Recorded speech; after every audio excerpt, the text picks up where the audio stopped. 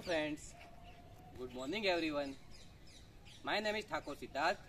I am working in Kinder Sports as a volleyball trainer in Sri N.S. Patel Primary School, Chanasma, District Patan.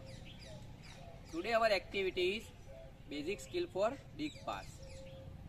तो आज की activity में हम देखेंगे कि वॉलीबॉल सीखने में जो हम वॉलीबॉल गेम में डिग पास करते हैं तो उसे सीखने के लिए हमें बेसिक कौन सी स्किल करवानी चाहिए। तो उसमें हम आज देखेंगे कि बच्चों को बॉल के साथ हम डिग पास कैसे करवा सकते हैं। तो उससे पहले हम देखेंगे कि कोई भी एक्टिविटी करने से पहले हमें वार्म अप क्यों करना चाहिए। तो वार्म अप करने से हमें बॉडी की जो नर्वस सिस्टम होती है वो एक्टिव हो जाती है और बॉडी के जो मसल्स होते हैं वो भी एक्टिव हो जाते हैं, जिससे हमें गेम खेलने में आसानी रहती है और हम गेम में अपना अच्छा परफॉर्मेंस दे सकते हैं। और वार्म अप करने से हमें गेम के दौरान होने वाले इंजरी से वो भी बचा जा सकता है। इसलिए कोई भी गेम खेलने से पहले हमें वार्म अप करना बहुत ही आवश्यक होता है।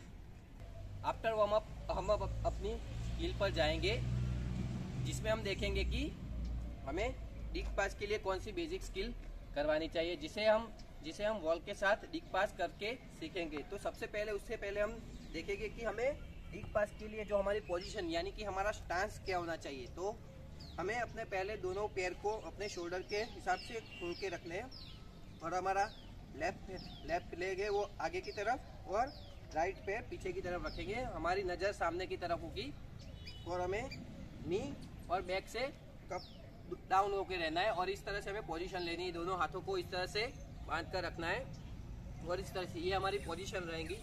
जब बॉल सामने से आता है तो हमें इस तरह से बॉल को रिसीव करना है और इस तरह से छोड़ना है, करना है। तो ये हमारी पोजीशन थी। अब मैं आपको हमारी एक्टिविटी दिखाऊंगा कि ये एक्टिविटी कैसे करते हैं। तो डिग पास का बॉल के साथ डिग पास करने के लिए हमें सबसे पहले एक प्लेन दीवार के सामने खड़े रहना है और इस तरह से पोजीशन ले लेनी है। फिर बॉल को इस तरह से बॉल पर टॉस करना है और इस तरह से हिट करना है। हम पहले जो नए स्टूडेंट है उसको सिखाने के लिए उनको एक पास भी करा सकते हैं। ये इसे पकड़कर फिर पकड़ ले बॉल, वापिस से टॉस करे, वापस से इस तरह हिट करे। जैसे जैसे वो अपना डिग पास क्लियर करता जाएगा उस तरह से उसके बाद हम उसे कॉन्स्टेंटली ये एक्टिविटी करवा सकते हैं।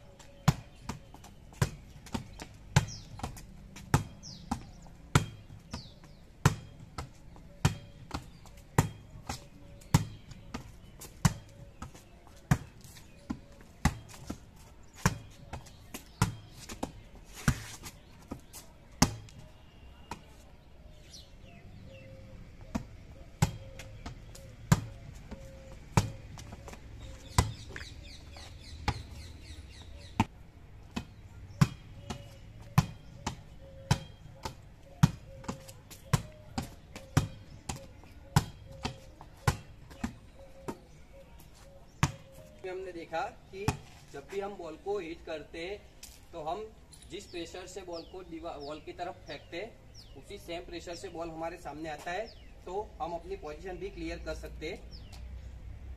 हमारी पोजीशन भी क्लियर होती है और हम आराम से बॉल को वॉल पर फेंक के आराम से हिट भी कर सकते हैं और बच्चों को उनसे उनका बैलेंस भी रहता है। बॉल को किस तरह से हिट करना है, किस तरह से मूवमेंट करनी है वो अपने आप से जान सकते हैं, क्योंकि वो जिस तरह से बॉल को वॉल पर हिट करते हैं उसी मूवमेंट में उसी तरह से बॉल रिटर्न आता है। तो इस तरह से उनको ये डिग पास सीखने में भी आसानी रहती है और वो सीख भी सकते हैं, बहुत ही आसानी से सीख सकते हैं। तो इसी तरह से जो नए बच्चे आते हैं उन्हें वॉलीबॉल में डिग पास सीखने के लिए ये एक्टिविटी हमें करवानी चाहिए, जिनसे उनका डिग पास की मूवमेंट में इम्प्रूव होता है। तो ये थी हमारी आज की एक्टिविटी। तो अब हम देखेंगे कि कोई भी गेम खेलने के बाद कूल डाउन क्यों करना पड़ता है। गेम खेलते समय हमारे जो बॉडी के मसल्स यूज हुए होते हैं उसे रिलैक्सेशन फील हो और आराम मिले, इसलिए हमें कूल डाउन करना बहुत ही आवश्यक होता है। कूल डाउन करने से हमारी ब्रीथिंग भी स्पीड लो होती है और हमारे हार्ट रेट भी नॉर्मल होते हैं। इसलिए कोई भी एक्टिविटी करने के बाद हमें कूल डाउन करना बहुत ही आवश्यक होता है।